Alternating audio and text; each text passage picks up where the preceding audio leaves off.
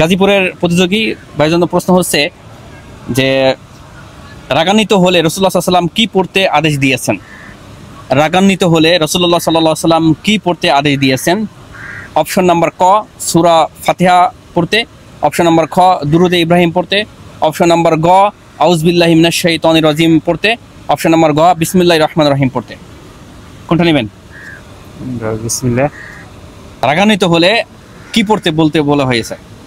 আপনার জন্য 50-50 চান্স। ক নাম্বার সূরা ফাতিহা, গ নাম্বার আউযু বিল্লাহি মিনাশ শাইতানির রাজিম। মানে রাগান্বিত হলে এই দুটোর মধ্যে কোনটা বলতে হয়? বিসমিল্লাহ তো সবাই বলে। সূরা ফাতিহা। সূরা ফাতিহা তো দোয়া, আউযু বিল্লাহি মিনাশ শাইতানির রাজিম অর্থ কি? যে আমি শয়তান থেকে রক্ষা চাই, আশ্রয় প্রার্থনা চাইতেছি, আমি শয়তান থেকে আশ্রয় প্রার্থনা চাইতেছি। তাহলে কোনটা নেওয়া যায়? মানে রাগান্বিত হলে রাগ তো শয়তান থেকে আসে, ঠিক আছে, আপনারা একটু সহজ করে দিলাম। এখন কোনটা নিলে হয়?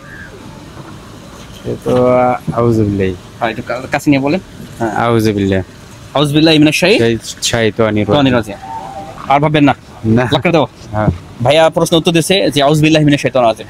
আমাদের ভাইয়ার উত্তরটি সঠিক হয়েছে, মাশাআল্লাহ। তাহলে আমরা শিখলাম যে যদি কেউ রাগান্বিত হয় সেজন্য আউযু বিল্লাহি মিনাশ শাইতানির রাজিম বলে, সাথে সাথে তার রাগ কমে যাবে ইনশাআল্লাহ। ঠিক আছে ইনশাআল্লাহ। আলহামদুলিল্লাহ, খুব ভালো।